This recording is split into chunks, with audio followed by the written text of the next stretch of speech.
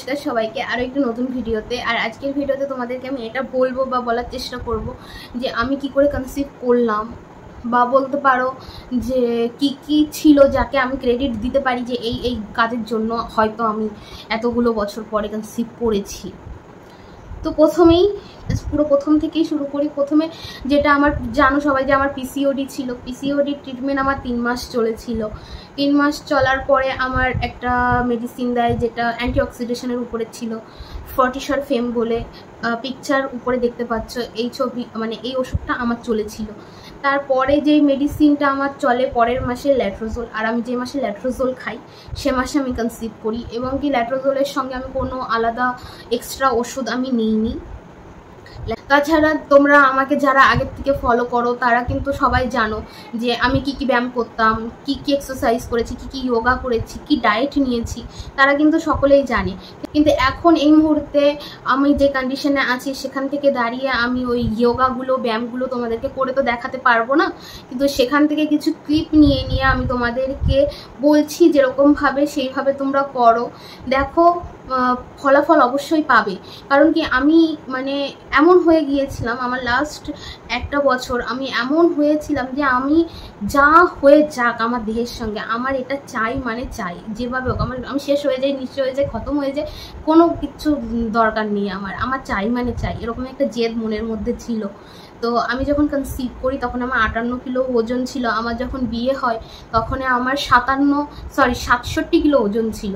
তোমরা ছবিতে দেখতে পাচ্ছ লাল ড্রেস পরা, সেটা কিন্তু আমি কনসিভ যে মাসে করি সেটা। এখানে একটা ছোট্ট স্টোরি আমি শেয়ার করতে চাই, সেটা হচ্ছে আমি যে মাসে কনসিভ করি আমার 23 তারিখ ডেট ছিল। আমি 17 তারিখে আমি দীঘাতে ছিলাম। তো সেখানে বাসে করে ট্রাভেল করে গিয়েছি। আর ওদিনকে মানে ওই মাসে আমি প্রথম ল্যাট্রোজোল খেয়েছি, ট্রাই করেছি। এখন এর আগেও ল্যাট্রোজোল যেহেতু খেয়েছি, আমি সত্যি বলছি আমি জানতাম না যে আমি ওই মাসেই কনসিভ করতে পারি। তো 17 তারিখ পর্যন্ত আমার মধ্যে কোনো সিমটম, কোনো রকমের কোনো পরিবর্তন ছিল না। 17 তারিখ 18 তারিখে কি হয়, সরি একটা জিনিস ভুল বলেছি আমি এখানে, আমরা 17 তারিখ যাইনি, আমরা 18 তারিখ গিয়েছিলাম। 18 তারিখ নাগাদও আমি কোনো রকমের সিমটম আমার মধ্যে ফলো করতে পারিনি। ভীষণ পরিমাণে ঝাঁকুনি খেয়ে আমি গিয়েছিলাম বাসে করে। তো সেদিনকেই 18 তারিখেই যখন আমরা দীঘাতে পৌঁছাই, কথাটা আসতে বলছি কারণ কি কেউ জানে না, তো যখন পৌঁছাই সমুদ্রের থেকে যখন আমরা মানে রুমে যাই, তখন আমার মধ্যে যেটা হয়েছিল সেটা হচ্ছে আমার তলপেটে, আমাদের পিসিওডি থাকলে কিন্তু আমাদের তলপেটে ব্যথা হয় সেটা কিন্তু আমরা জানি, কিন্তু ওই ব্যথাটা না পুরোপুরি আলাদা ছিল। ওটা আমার পুরোপুরি একদম তলপেটে হয়েছিল। আমাদের পিসিওডি থাকলে আমাদের দুই সাইডে, যেহেতু ওভারি দুই সাইডে থাকে, তো দুই সাইডে ব্যথাটা আমরা অনুভব করি, একটু একটু ভারী টাইপের যন্ত্রণা এরকম আর কি ব্যথা হয়। কিন্তু ওটা না একটা ক্রাম্প টাইপের ব্যথা ছিল, পুরো তলপেটে ছিল। সমুদ্রের থেকে লাফালাফি করে যখন রুমে এসেছি তখনই মানে এরকম মোচড় দিয়ে একটা ব্যথা তখনই করেছিল। আর আমি তখনই না মানে একটু চিড়চিড়া সবার পরে রেগে গিয়েছিলাম। তখনও পর্যন্ত আমি জানি না যে আমার মধ্যে আরেকটা জীবন তার সৃষ্টি হয়েছে, তখনও আমি জানি না। কারণ কি তখন সবে তো মাত্র 18 তারিখ, তো 19 তারিখ নাগাদ আমরা বাড়ি চলে আসি। একদিনেরই ট্যুর ছিল, আমরা 19 তারিখে বাড়ি আসি। 19 তারিখে বাড়ি আসার পরের থেকে আমার ভেতরে আর কি এই জিনিসগুলো শুরু হয়। তখনই তারিখগুলো আমার যেহেতু মনে নেই, কিন্তু আমার পিরিয়ড আসার আগের থেকে 19 তারিখ 20 তারিখ নাগাদ হয়তো আমার ওরকম গা গুলিয়ে উঠেছিল, তারপরে তলপেটে ব্যথা হতো, তারপরে খিদে বেড়ে গিয়েছিল। এগুলো আমার পিরিয়ডের মিস হওয়ার আগের থেকেই হয়, আর পিরিয়ড মিস হওয়ার পরে থেকে আরও বেশি বেড়ে যায়। 23 তারিখের পর 25 তারিখে যখন জানতে পারি বিষয়টা, তখনই একটু আমি টেনশনের মধ্যেই চলে গিয়েছিলাম যে আমি এরকম ধরনের লাফালাফি করে এসেছি। যতই জ্ঞান থাকুক তবুও মনের মধ্যে একটা ভয় তো থাকেই সবারই।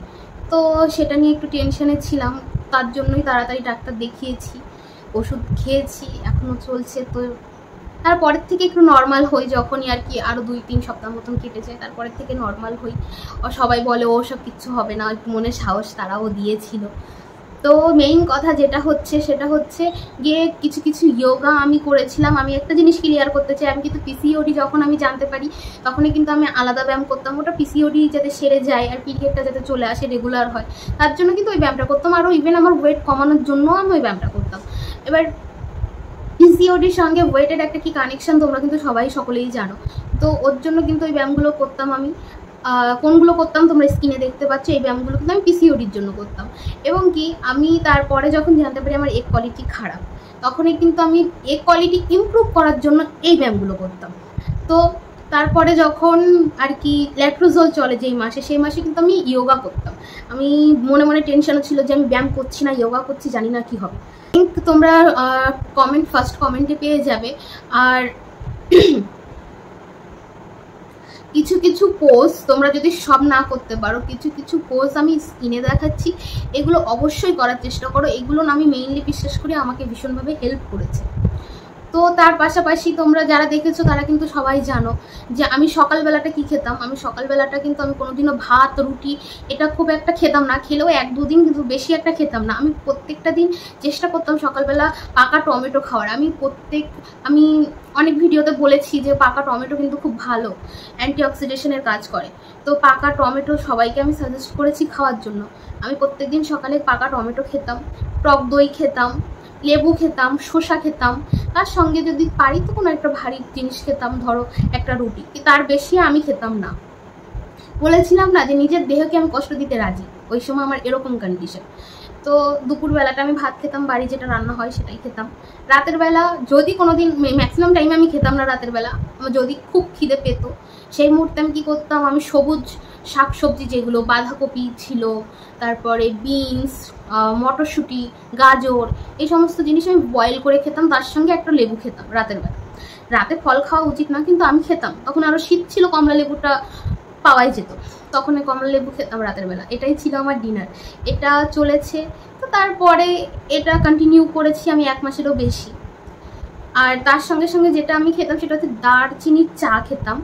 আর সে দারচিনি আমি গুঁড়ো করে, আমি আর কি হামনদিস্তায় গুঁড়ো করে সেটা গরম জলের মধ্যে দিয়ে দিতাম, চিনি ফিনি কিচ্ছু না, ওটাই ছেঁকে খেয়ে নিতাম। আর তোমাদেরকে আমি সাজেস্ট করেছিলাম ছেঁকে খেয়ে নিতাম, কিন্তু আমি কোনোদিনও ছেঁকে খাইনি, আমি দারচিনি শুদ্ধ খেয়ে নিতাম।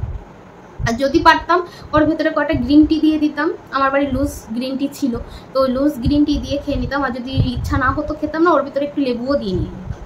এই আর দারচিনিতে কি করে, দারচিনিতে হচ্ছে আমাদের পিরিয়ডের যে সাইকেলটা থাকে, ইনরেগুলার থাকলে সেটাকে রেগুলার করে দেয়। আর রেগুলার হয়ে গেলে এই ক্ষেত্রে কনসিভের ক্ষেত্রে কতটা চান্স বেড়ে যায় সবাই জানো। আর আমি ওদের লেবু কেন দিতাম, ওতে ভিটামিন সি থাকতো, গরম জলে ওদের লেবু থাকলে সেটা আমার ফ্যাট কমাবে তাই। আর তার ভেতরে দিতাম আমি গ্রিন টি দিতাম, ওটা মেটাবলিজম কম করবে তার জন্য। আর তোমরা গ্রিন টি বা লেবু নাও দিয়ে শুধু দারচিনির চা করে খেয়ে নিতে পারো, ওটি গরম জলের মধ্যে দিয়ে সেটা গুঁড়ো করে খেয়ে নিতে পারো, এটাকেই চা বলি আমি। এই সবই করেছিলাম। আর সত্যি বলছি প্রচুর মেহনত করেছি, প্রচুর পরিমাণের কষ্ট করেছি, যার ফল এই পেয়েছি।